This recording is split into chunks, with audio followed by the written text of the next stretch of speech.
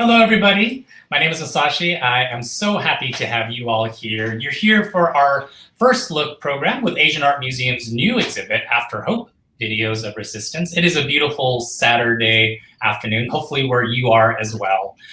We have a very special guest with us today to talk about this new exhibit and all things Asian Art Museum. Before we do, I want to let you all know that you have an opportunity to ask questions. So underneath this player, you should see a question box. Please ask your questions, and later in this conversation, I will be sure to ask those. So now I want to bring our special guest to the screen, Asian Art Museum's Head of Contemporary Art and Senior Associate Curator, Abby Chen. Welcome. Thank you, Masashi. I'm so happy to be here. Well, I wanted to start off by saying, for us as we're developing CAAMFest, to me, CAAMFest and Asian Art Museum are so connected. We have been, you all have been hosting our opening night gala and many other programs ever since I've been part of CAAM. And so I want to thank you all. When we were developing this festival, one of the first things we did was reach out to you all and said, is there a way we can work together and hopefully we can share exciting things that you're all doing on your end. So I'm glad that you're able to participate.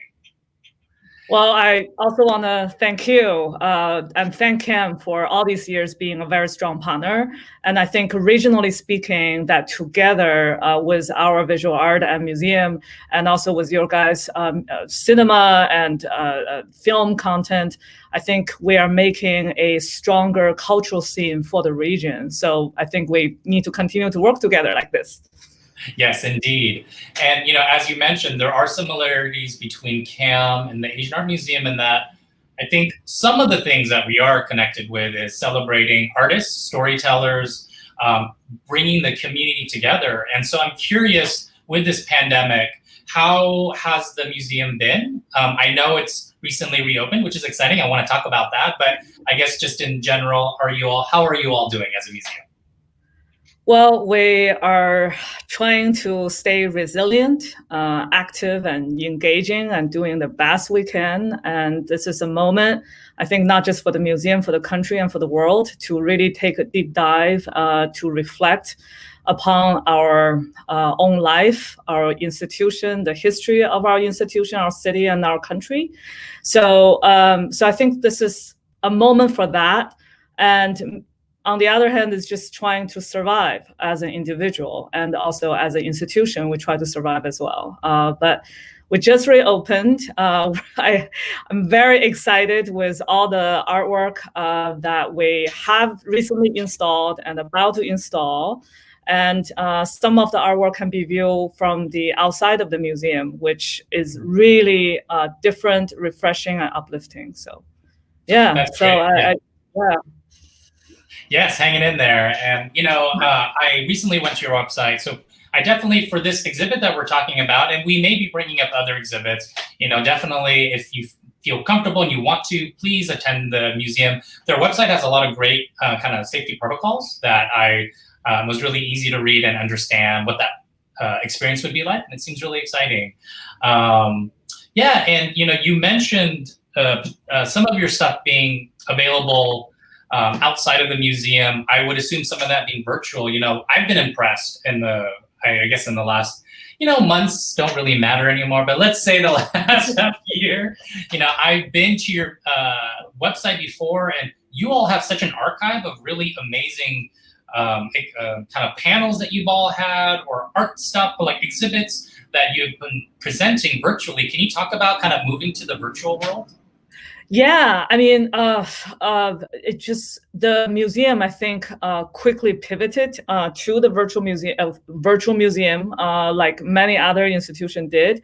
But this also gives us the opportunity actually to talk about the kind of exhibitions and also the artists that we have upcoming, that normally that you will have these kind of program after your show opens. So in this case, we almost kind of like a preview through these kind of conversations and talks. And, this is something also I started to really feel very strongly about, is that in the region, we really don't have a place for for the ongoing kind of facilitation of conversations among Asian and Asian Americans. And but because of COVID and because we all need to turn to virtual, we are now seeing that we have audience actually joining us from all over the world. When we had our first contemporary art program with Chanel Miller, Jennifer Wofford, and Jazz Sharanjiva, we actually got people tuning in from Paris and from Japan, which was very surprising. So I think that gave us the kind of a new perspective and also new possibilities, which I'm very excited about. And that I think that even with the museum now reopened, this is gonna stay, and we'll continue to have these kind of programs. And we just brought a Asian fellow on board, and she's based in Thailand. So our goal is to see if we can actually facilitate regional dialogue across the Pacific that are relevant to our life here. And maybe they will do it in slightly odd hours for us, but then it can bring the Bay Area to Asia more. So.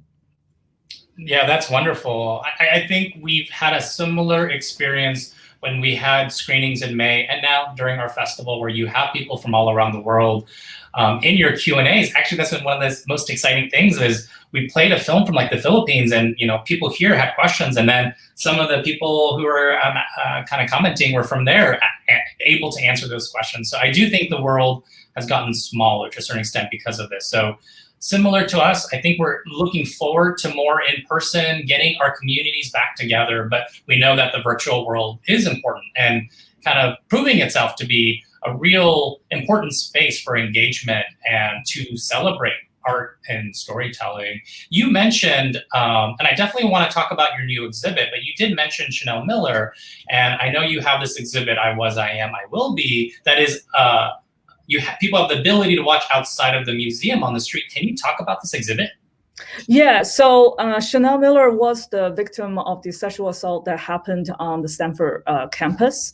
And she, at the time, was under the pseudonym Emily Doe. And she wrote this impact statement that just swept the country like a wildfire. So, and then a lot of people was deeply moved by that impact statement. And of course, because of the ruling of the court case, the community got together and rallied behind her, and eventually removed the judge who gave the ruling. So we are very honored to work with Chanel Miller to bring this piece. But this piece is really about herself seeing an individual's life, and also how healing is this ongoing, perpetuated process. And before COVID, we already knew that we're going to put this work up. And at the time, we're thinking about it more like a platform supporting a emerging and young Asian American voice. But then COVID happened, and we installed the work. And the work really become the healing for all of us and for the city. So this is the work that you actually can see during nighttime when you drive by. In daytime, the glass wall has a lot of glare, but at nighttime, it's really like this beacon in the darkness that on High Street. And especially we know that the Tenderloin district is highly polarized and has this really large homeless community. So I think it's one of the things that we as a museum are doing, and to bring art to the street. So that's one. And then we just installed Jennifer Wofford's pattern recognition right under Chanel Miller's work on the street level, which is very colorful and vibrant. Again, is to insert a kind of a different energy onto the street to bring this museum work closer to the people. That's wonderful. Yeah, I mean, I think what you're all doing virtually, and then the ability for people to see work from outside of the museum but close by, I think that's really wonderful. I think art, of course, right now it's quite a tense time. I think that can be so helpful for so many. We watched a short to start this program, so I wanted to, as it's still fresh in people's mind, give context to that. Can you talk about your new exhibit, After Hope, Videos of Resistance? Yeah, so After Hope, a video of resistance will happen in December, and it will be installed in our Lee Gallery. And it's a 6-hour screening program of single channel videos related to the Wow. idea of hope. So a concept that has become increasingly relevant as we all grapple with the COVID-19 pandemic. And so in this kind of 6-hour long program, we actually have 54 videos by artists of Asian descent or artists that make the work relevant to Asia, that will be presenting them. And also there will be a wall of ephemera submitted by these artists that many of them are these kind of underground or street publications that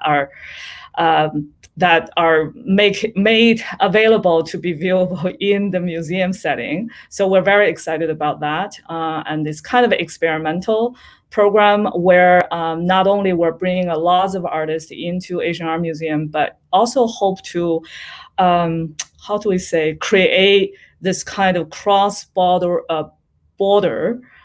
solidarity building for the creative resistance. So what we just saw is this work called I Remember Dancing. It was finished in 2019 by Yuan Tan Hong. And the video form comes from I Remember, a memoir by poet and visual artist Joe Brinard about growing up in the Midwest and living in New York in the 1960s and 70s. And he died of AIDS-related pneumonia in 1994. So in that video, the recollection and nostalgia really becomes this processing tool to find hope and meaning for the subject of the work. And when we select these works, of course, we didn't know there's going to be a COVID-19 pandemic. So this idea of a work made for the Visual AIDS annual day for the World AIDS Day actually almost become this new reflection for us to think about what is happening to Asian American people in this pandemic world. So I think our current time recontextualize this video work, and this is only one of them, and we'll have 54 videos in the museum. So the idea is really you get into that room, you're getting a sense of the world, and just like the way that we're on the internet, but it's a little bit more curated, and also seeing how the artists are making sense of this environment, figuring out ways to survive and resist. And so at the end, we're going to show another short video of After Hope, and it's called At Night I Forgot to Speak, and that is made by Lausan, a diaspora collective out of Hong Kong. That's great. Since you've mentioned it, I guess we could play it now, and then I have more questions. This exhibit seems very exciting. I have more questions about it, but maybe for our team, if we can play At Night I Forgot How to Speak, and then we can come back and talk more about it. Awesome. That's so fascinating. It seems like there's such diversity in the films, although connected thematically. I'm curious, I was looking at some of the listing of other films. It seems like you do have a good amount of local artists as well. So you mentioned this being kind of a global, almost snapshot. It's global to local as that well. Can you talk about that part being local? Yeah, so the work was curated through a participatory model in which we invited curators across Asia and Asian diaspora to nominate artists in their network. And the Bay Area itself has a lot of, I would say, curators and artists from all over the world, and definitely Asia as well. So the end result creates an exquisite corpus of works that is polyvocal in nature, is very important for us. And again, I think this kind of local work that really ground us in where we are right now in this country and being this, this America's West Coast across the Pacific. And I think that it's really giving us this sense of place and belonging. And also we would like to be this facilitator and host to many of these voices that cannot be heard in their region. And so we have works that from the Iranian refugees, and also the other day when we're having the film meeting, we had someone calling in from Azerbaijan in the middle of the war. So I think to having this, because of this virtual gathering, we're able to mobilize a lot of these creative voices, but at the same time, that provide this kind of virtual hubs that are safe for these kind of voice to come out is very important. And hopefully that we can continue to be that voice with, I think, we're in a very intense moment in the country right now. And so it's important for us to remain resilient and vigilant, to think about how that we could be the platform for these voices. That's great. Yeah. Just like what you guys are doing. Huh? Just like what you guys are doing. Oh, I am curious, kind of curator to curator. I am curious about, it's 6 hours, right? And I'm curious, I would imagine that a majority of people, or a good amount of them, will watch a few of the shorts and maybe go back and come back and watch some more. For someone who's, and I think you might have already answered this through some of your thoughtful responses, but if someone sat and watched the full 6 hours, right, what do you think they would gain from that experience?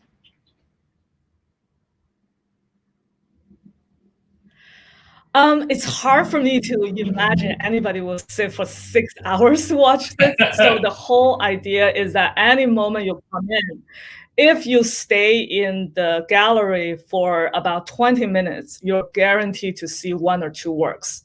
And video work, all of these are short videos. They're all under 15 minutes.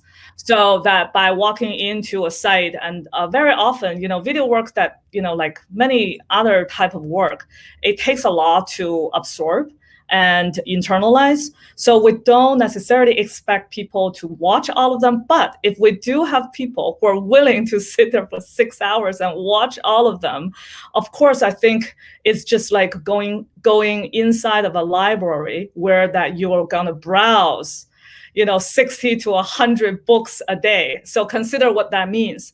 But this idea of thinking about museum as library is very important to us. I think that, our museum has 18,000, objects in our collection, but not all of them are on view. And to just even browse through one floor, if you want to look at every object very carefully, it will take a long time. So this idea of reading a video, like the way you read a book, is very similar, like how we imagine ourselves into the library. So we want them to be repeat visitors. And also some of these contents are light and humorous and fun. Some of them are super heavy and could be traumatic as well. So so it really depends on which moment you have that encounter, but we hope that encounter is meaningful. That's great. Yeah, and before this conversation, Abby was so gracious to let me watch some of the clips or some of the shorts. And I agree, there's a real diversity. And I do think for someone who comes in now to an hour from now, you might get a completely different experience, which is great. It means you can go back and continually get new experiences from it. You mentioned earlier, and I would imagine for most of the exhibits you all do, it takes years of work to get that into place. They're so ambitious. And so After Hope was before the pandemic, but of course, we all have this lens now. And I think about this because opening night last night was Coming Home Again by director Wayne Wang. And it's a really powerful film about this family who's forced to stay together in their home. And he mentioned, and that was shot before the pandemic, and he said, if I took the word cancer, the mother having cancer out, it could very much be kind of a Corona feeling film because there's a lot of the similar senses. I am curious, there's so much happening in the world right now. Of course, the pandemic, also racial injustice, all this anti-Asian discrimination. I'm curious if as a curator, you are starting to see things that you are hoping to present next year or in future years. Like how much of what's happening now is going to be reflected moving forward for you all? Oh, that's a great question. And I think that's a very challenging question for the museum right now, because museum normally, like you said, it take years to prepare for an exhibition. And in this one, After Hope is already, you see something that is produced in 2019 and 2020. So we're showing, but of course, 2019 is reflect upon what happened during the AIDS pandemic. But I think that we're living in the world that the content are getting produced way faster than our ability to consume. That's number one. And secondly is that as cultural institutions, how do we facilitate and curate these kind of content in the competition of social media? So I think that for us, this model of After Hope, by relying on different curators with different expertise and particular regional expertise that can give us the voice from the ground is really important. So, for example, this Lausan collective that just produced that video we saw at night, I forgot how to speak, is this collective of writers, organizers, and art workers who share leftist, decolonial, and transnational perspective on Hong Kong and related struggle elsewhere. And what we see is very similar just now to what we're experiencing here with the George Floyd and with how Black Lives Matter. And so I think this kind of universal sense of struggle and resistance is felt everywhere. And just before we speak, I was browsing on internet to see what's happening in Thailand right now. And the few videos that we have in After Hope that was provided by Thai artists, several of them took on this theme on protesting. But then at the same time, that it was the protest that was happened in Thailand a few years ago. Of course, as of right now, is much larger, right? And then we're not going to see the artwork produced out of this until later, maybe earlier next year or something. But this whole idea of how cultural institution can stay relevant and keep up, I think, is not so much on the content, but more on the model on how you facilitate.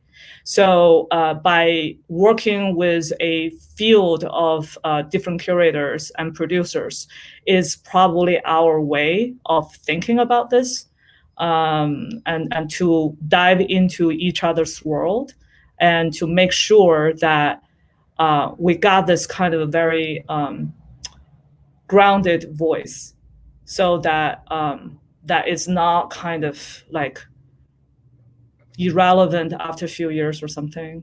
Right.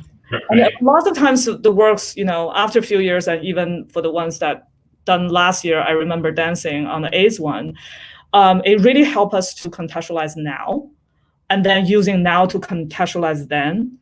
But there is this sense of urgency, I think cultural institutions really need to confront on what we need to do.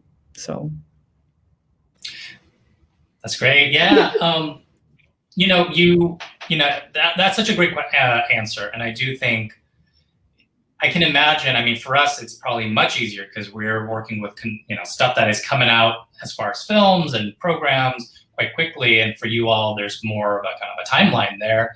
And I hear your answer as like thematically the complexity there, but then also finding the connections.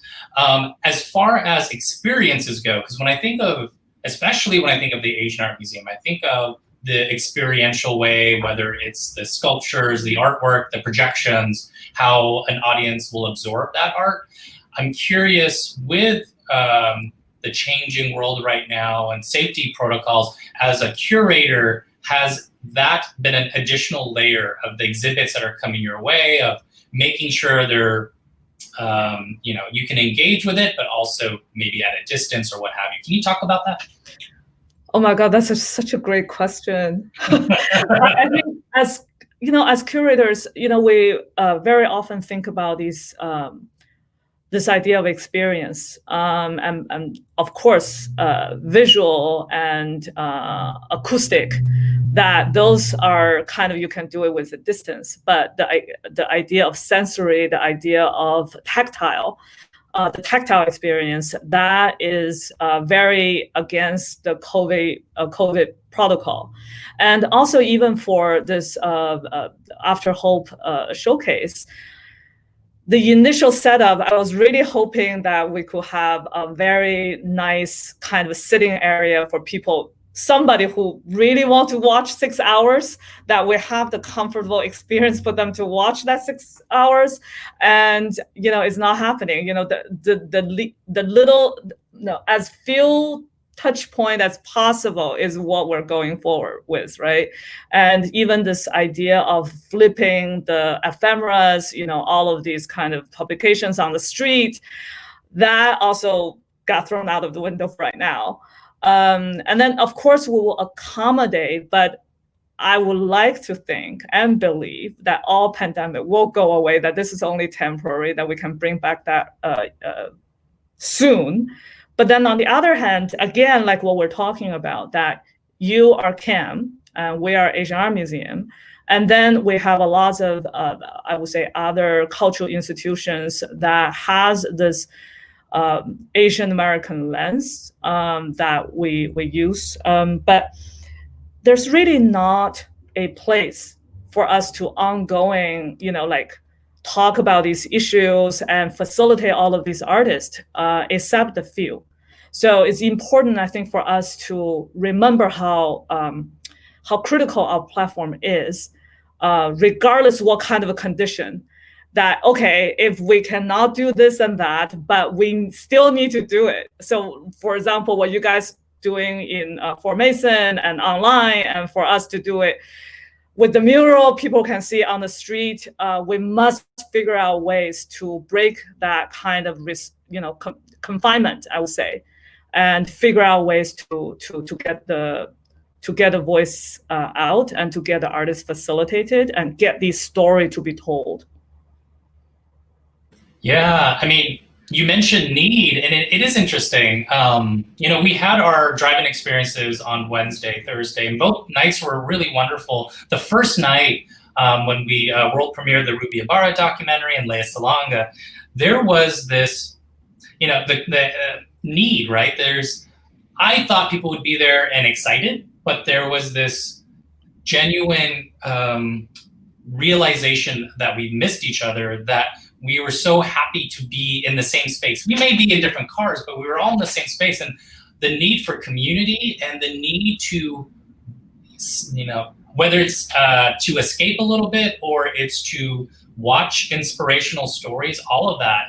I'm realizing through all of this the importance of what CAAM does, but also what the Asian Art Museum does. And now that you're reopened, I'm curious from what you are hearing from your audiences, the kind of, whether it's gratitude or the experience for them to get back and to see art and to feel kind of like a human again. Can you talk about the reopening? Yes, with the museum reopened, I was surprised to see how many people are coming in, given our much lowered capacity. And I was surprised to really see this kind of ongoing attendees of the museum. And I talked to a few of them. And of course, as I told you, I led a few tours myself. And people were so happy to be in this place with the art as one thing, but also want to be in a space with another human being. And I think this kind of energy that we carry, that we feed to each other, whether that is familiar or stranger, it's very needed, and it's a necessity. It's not about, oh, where should I go, as a better venue, but really as, out of necessity. And I remember one of this museum members told me, and she said, I don't care how good the weather is, how beautiful the nature is, I want to be with people, and I want to see like civilization, so that being in a museum is what I need. And especially being Asian, I want to go back to the ancient civilization that can give me this peace of mind, but at the same time to see a lot of people appreciating the same thing.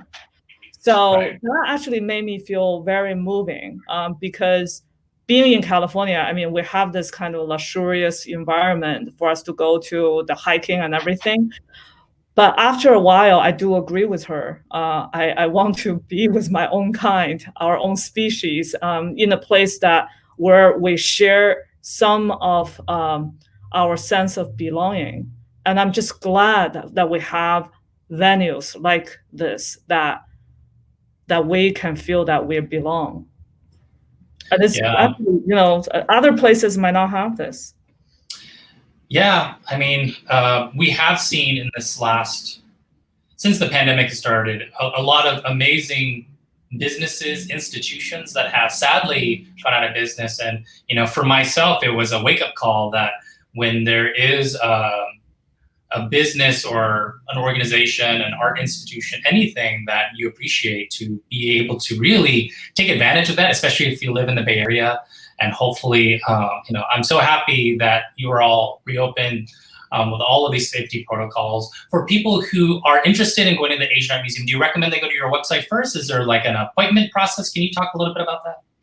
Yes, definitely. So by coming into the museum, we actually established a time ticketing system to make sure that we can manage the flow. So people definitely need to go to asianart.org to book their ticket.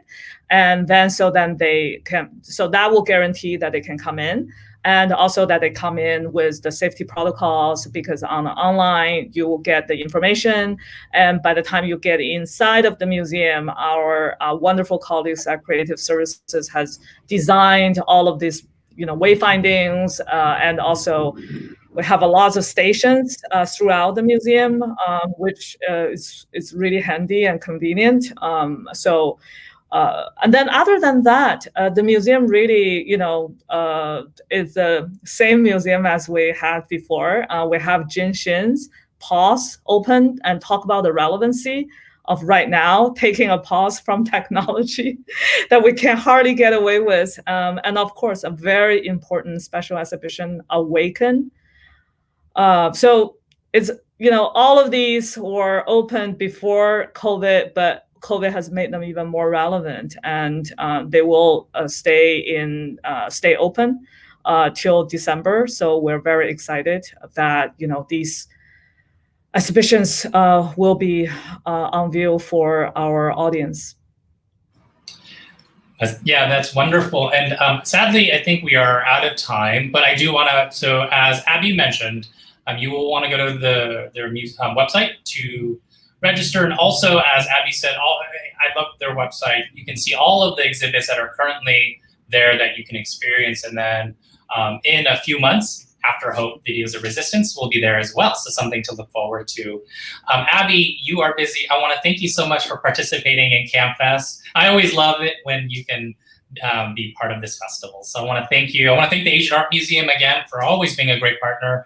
And I'm sure I'll see you soon in person, socially distanced with masks on. But thank you again for coming. Any last things you would want to say to our audience? No, I will say, CAAM has this great lineup of programs and films, and I cannot wait to see them myself. And also that we appreciate you so much as our partner and as a content collaborator, and together that we make the region culturally stronger, and that's very, very important for all of us. Thank you, Abby. And thank you again for being here. I want to thank the audience. We will see you. There's other events happening. Right after this, we have another first look of an amazing local documentary, Try Harder. And then our centerpiece later today is Definition Please. So I hope to see you at a future event. Enjoy the beautiful weather and have a great day. Thank you.